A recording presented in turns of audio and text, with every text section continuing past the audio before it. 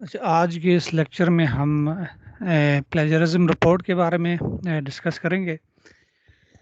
आप कोई भी रिसर्च पेपर या थीसिस लिखते हैं अंडर ग्रेजुएट, ग्रेजुएट या पोस्ट ग्रेजुएट लेवल पे, या कोई भी रिसर्च आर्टिकल लिखते हैं, तो उसमें ये किया जाता है कि आपके पास एक सिमिलरिटी इंडेक्स आता है। अब सिमिलरिटी इंडेक्स क्या है कि आप डिफरेंट सोर्सेज हैं जो डेटा उठाते हैं, तो वो उनके साथ मैच हो जाता है।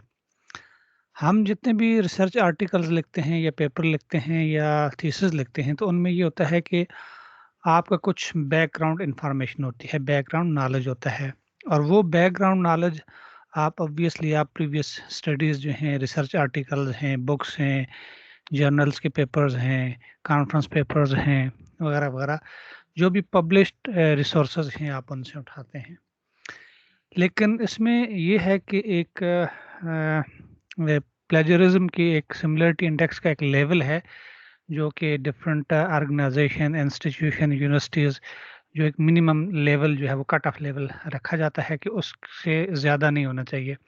या डिफरेंट जो रिसर्च जर्नल्स हैं उनके अंदर भी एक ये कट ऑफ लेवल होता है कि आप उससे ज़्यादा वो प्लेजरिज्म का इंडेक्स नहीं होना चाहिए। तो इसमें नॉर्मली हमारे जो हायर एजुकेशन कमीशन है, तो इसने भी एक मैक्सिमम जो कट ऑफ लेवल रखा हुआ है वो 19% है, यानी 19% से ज़्यादा आपका जो सिमिलरिटी इंडेक्स है वो नहीं होना चाहिए। उसकी रीज़न ये होती है कि आप जो स्पोर्टिंग बैकग्राउंड लिखते हैं, जो लिटरेचर रिव्यू लिखते हैं, तो ज़ाहिर है कि वो आप प्रीवियसली पब्लिश्ड जो रिसर्च है उनसे ही लेके लिखते हैं। लेकिन आपने क्या करना होता है, उसको थोड़ा-सा रिड्यूस करना होता है। और यानी सारे का सारा एज़ इट इज़ नहीं होना होता है, बल्कि आप क्या करते हैं कि उसको अपने लफ्ज़ों में लिखते हैं, ताकि आप किसी को साइट कर रहे हैं, किसी को कोट कर रहे हैं कि फ़लाँ ने ये काम किया है और उसकी ये फाइंडिंग्स थी, उसके ये रिज़ल्ट्स थे, या किसी प्रॉब्लम्स के अंदर उसके, हम इसकी डिटेल में एग्ज़ाम्पल के साथ देखेंगे। तो आप मज़ीद क्या करते हैं, उसको थोड़ा-सा रिड्यूस कर लेते हैं। अब इसमें अगर आपके पास सिमिलरिटी इंडेक्स आ जाए, तो इसमें इसको रिड्यूस कैसे किया जा सकता है, या इसको बेसिक आप समझना चाहें तो ये होता क्या है। नॉर्मली इसके लिए डिफरेंट टाइप्स के जो प्लेजरिज्म को डिटेक्ट करने के लिए सॉफ्टवेयर्स हैं वो बहुत सारे मौजूद हैं। इसमें ऑनलाइन भी बहुत सारे सॉफ्टवेयर्स मौजूद हैं, और उसमें एक अथेंटिक, जो सबसे ज़्यादा अथेंटिक है, जो पूरी दुनिया के अंदर इस्तेमाल किया जाता है, वो है टर्न इट इन सॉफ्टवेयर। और इसके एक लेक्चर में उस पे भी बताऊंगा कि टर्न इट इन से रिपोर्ट कैसे जनरेट करते हैं। आज हम सिर्फ ये देखते हैं कि अगर टर्न इट इन से हम जो रिपोर्ट जनरेट की जाती है, अगर उसका सिमिलरिटी इंडेक्स जो स्पेसिफाइड कट ऑफ लेवल है उससे ज़्यादा आ जाता है, तो हमने उसको रिड्यूस कैसे करना है, या वो जो प्लेजरिज्म रिपोर्ट होती है उसके अंदर क्या क्या मीट्रिक्स हैं, वो कैसे हम उसको देखते हैं। तो ये हमारे पास एक प्लेजरिज्म रिपोर्ट है, ये मेरे एक एमफिल स्टूडेंट की है। तो इसमें इस साइड पे turn it in originality report है, इससे ये मुराद है कि ये इस सॉफ्टवेयर के थ्रू ये रिपोर्ट जनरेट की गई है। उसके बाद ये है कि प्रोसेस्ड ऑन 9 मार्च 2021, और ये आगे टाइम दिया हुआ है, और इसकी आईडी ये जनरेट हो जाती है, वर्ड काउंट इतने हैं और सबमिटेड 1 है। अच्छा, इसमें एक ये बात भी है कि जब ये प्लेजरिज्म रिपोर्ट जनरेट होती है, तो जनरेट होने के बाद आप जब सेकंड रिपोर्ट्स हैं इसको कंपेयर करते हैं, तो फिर देखा जाता है कि इसमें फर्स्ट में वर्ड काउंट कितने थे, सेकंड में कितने। बाज का स्टूडेंट्स ये कर देते हैं कि उसमें वो पैराग्राफ के पैराग्राफ को डिलीट कर देते हैं। तो यहाँ से जो भी आपका सुपरवाइज़र है, जो भी आपका कंसर्न टीचर है, वो इस वर्ड काउंट से पता कर सकता है कि आपने क्या उसमें से कोई ऐसी चीज़ रिमूव तो नहीं की है। दूसरे नंबर पे यह है कि ये जो सॉफ्टवेयर है ये आपका ग्रामर और ग्रामर स्ट्रक्चर, और उसके बाद जो वर्ड काउंट हैं, यानी 3 वर्ड काउंट या उससे ज़्यादा, तो इसमें क्राइटेरिया रखा जाता है कि मिनिमम 3 वर्ड काउंट होने चाहिए। उससे ज़्यादा कि अगर आप क्राइटेरिया रखेंगे तो फिर वो उस प्लेजरिज्म के अंदर नहीं आएंगे। तो ये चीज़ें सारी की सारी शुरू में कटिंग के अंदर रखी होती हैं। अब इस लेक्चर में चूंकि हम सिर्फ ये देखना चाह रहे हैं कि अगर सिमिलरिटी इंडेक्स ज़्यादा आ गया तो उसको रिमूव कैसे करना है। दूसरे नंबर पे ये जो सॉफ्टवेयर है ये आपके जो इमेजेस हैं उनको अभी तक ट्रैक नहीं कर सकता। तो मोस्टली स्टूडेंट्स ये भी कोशिश करते हैं कि वो इमेजेस को, यानी आपने टेबल्स हैं या टेक्स्ट है उसको इमेज बना के उसके अंदर इनकॉर्पोरेट कर देते हैं, कि जो कि एक बड़ा सीरियस कंसर्न है। अगर कोई ऐसा स्टूडेंट ऐसी हरकत करते हुए पकड़ा गया तो वो उसके अगेंस्ट भी पेनल्टीज़ हैं बहुत सारी, और वो उसको सजाएं मिल सकती हैं, उसकी डिग्री कैंसिल हो सकती है, सारी की सारी डिग्रीज कैंसिल हो सकती हैं। तो इस वजह से इन चीज़ों का भी बहुत ख्याल रखना होता है। अब हम सिर्फ ये देखते हैं कि ये हमारे पास जो टाइटल है इस आर्टिकल का या थीसिस का ये है, और ये स्टूडेंट का नेम है, और इसका सिमिलरिटी इंडेक्स है वो 45% आया है। अच्छा, अब ये जो सिमिलरिटी इंडेक्स है ये 3 तरह के सोर्सेस से जो है वो कंपेयर किया जाता है। एक तो ये है कि इंटरनेट सोर्सेज, यानी जो कुछ इंटरनेट के ऊपर मौजूद है वो सर जर्नल्स हैं, आर्टिकल्स हैं, बुक्स हैं, जो भी मटेरियल है सारे का सारा वो मोस्टली इंटरनेट, एक जनरल इंटरनेट रिसोर्सेज हैं और दूसरा पब्लिकेशन है। और उसके बाद स्टूडेंट पेपर्स हैं। स्टूडेंट पेपर्स हैं, ये मुराद है कि जैसे हमारी हायर एजुकेशन कमीशन के मोस्टली जितने थीसिस हैं, आर्टिकल्स हैं, वो जब इसके डेटाबेस के ऊपर आ जाते हैं थीसिस तो उनके साथ भी कंपेयर करता है। तो इसने ओवरऑल इसकी जो परसेंटेज बताई हुई है कि वो इंटरनेट सोर्सेज से 38% है, पब्लिकेशन से 27% है, और स्टूडेंट पेपर से 27% है। दूसरे नंबर पे एब्स्ट्रैक्ट से लेकर आप रेफरेंसेस तक यहाँ देखा जाता है, क्योंकि जो इनिशियल अगर आप थीसिस की बात करें उसके कंटेंट जो हैं वे इनिशियल पेजेस हैं उसको इसके अंदर नहीं रखा जाता, और रेफरेंसेस को इसमें से एक्सक्लूड किया जाता है। तो आप एब्स्ट्रैक्ट से लेकर रेफरेंसेस तक ही मटेरियल को देखते हैं। अच्छा, अब हम वन बाय वन देखते हैं कि यहाँ पे इस रिपोर्ट के अंदर हमारे पास डिफरेंट टाइप्स के कलर्स हैं।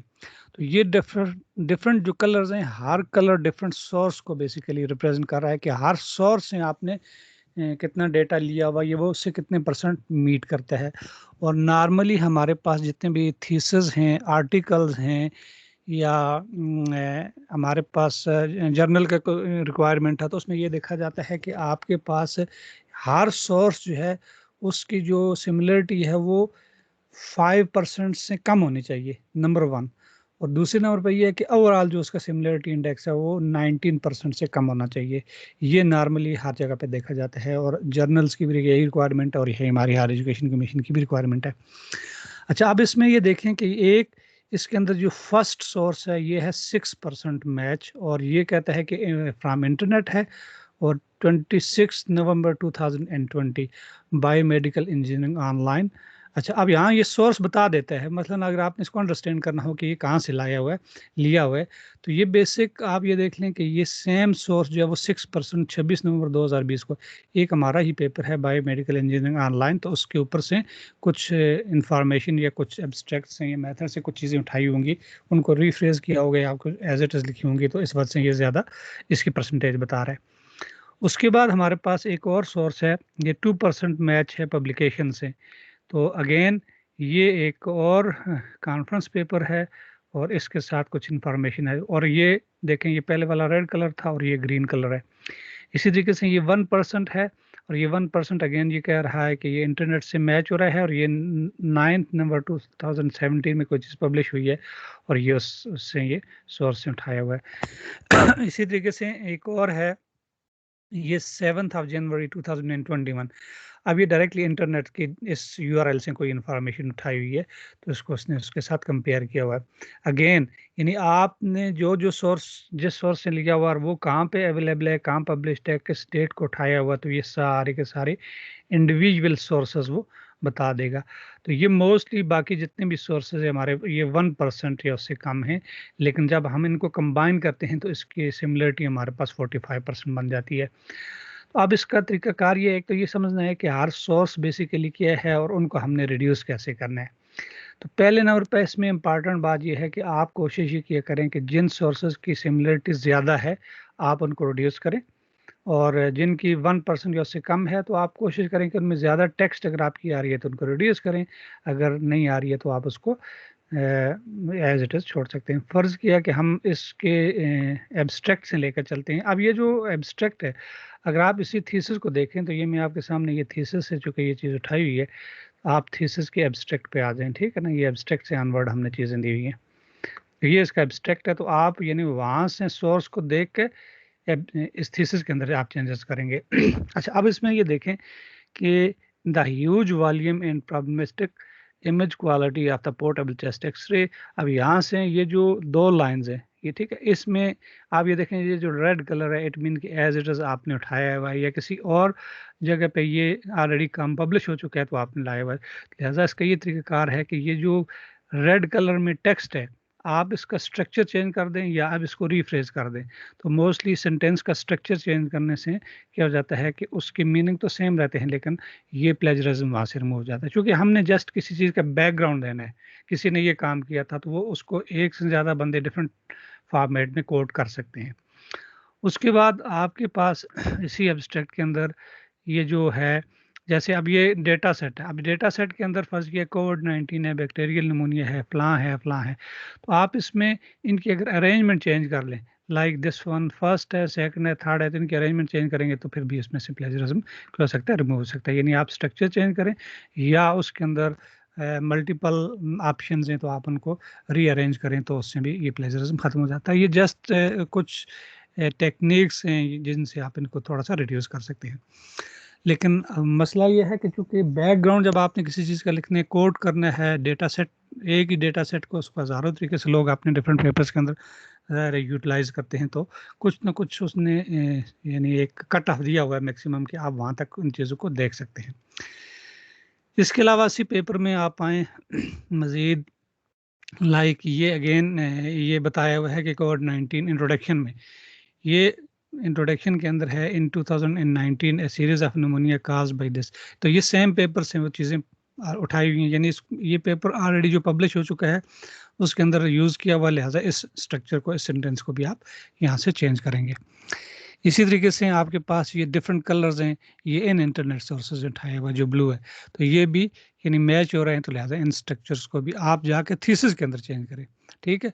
अच्छा, अब आपको फर्ज किया थीसिस में कैसे पता चलेगा कि ये थीसिस में किस जगह एग्जिस्ट करता है, तो आप सिंपली फर्ज किया आपने इसको तलाश करना है फॉर क्लासिफिकेशन, तो आप सिंपली यहाँ से ये वाला करें कंट्रोल F और यहाँ से फाइंड आउट करें। तो यहाँ देखें फॉर क्लासिफिकेशन, और फॉर क्लासिफिकेशन में अगर हम देखें इसको alpha beta gamma delta human corona viruses और alpha and beta and so forth, तो ये सारे के सारे यानी इस लेवल से यहाँ से आगे हैं, तो लिहाजा आप यहाँ इस जगह पे आप थीसिस में चेंजेस इसमें पर्टिकुलरली कर सकते हैं।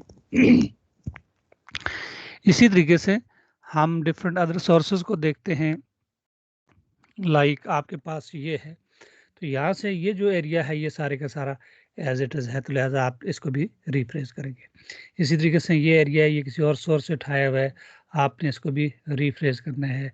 सिमिलरली ये एक और एरिया है, आप इसको भी क्या करेंगे, रिफ्रेश करेंगे। तो ये वो एरियाज़ हैं यानी जहाँ पे आपका प्लेजरिज्म ज़्यादा आ रहा है।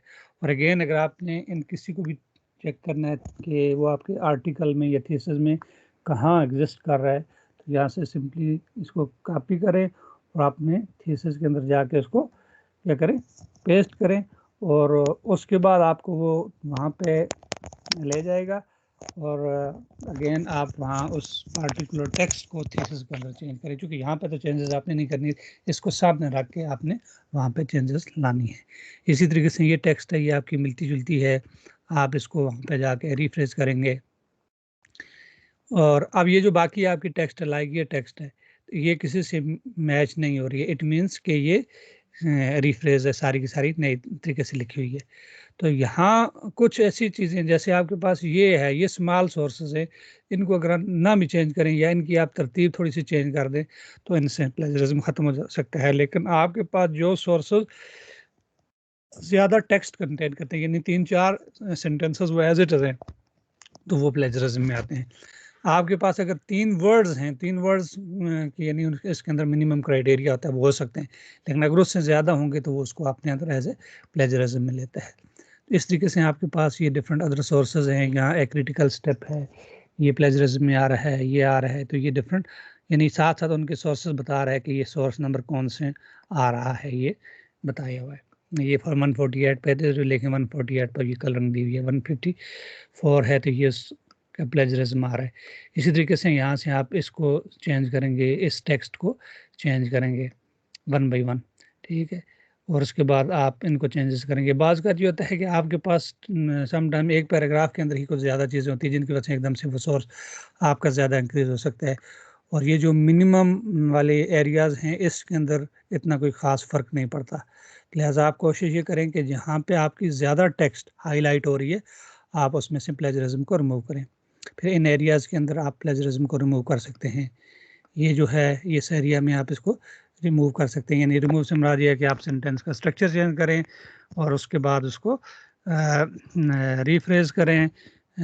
सेंटेंसेस के अंदर जो उसके सब पार्ट्स हैं उनको चेंज करें। अच्छा, एक और प्रैक्टिस जो नॉर्मली ऑब्जर्व की है और मेरे एक्सपीरियंस के मुताबिक जो स्टूडेंट्स करते हैं वो ये करते हैं कि स्टूडेंट समटाइम्स कोई टेक्स्ट है तो उसके अंदर यानी फ़र्ज़ किया ऑब्टेन हाईएस्ट परफॉर्मेंस, अब वो क्या करते हैं हाईएस्ट के ऊपर राइट क्लिक करते हैं, उसको सिनोनिम चेंज कर देते हैं, ठीक है ना।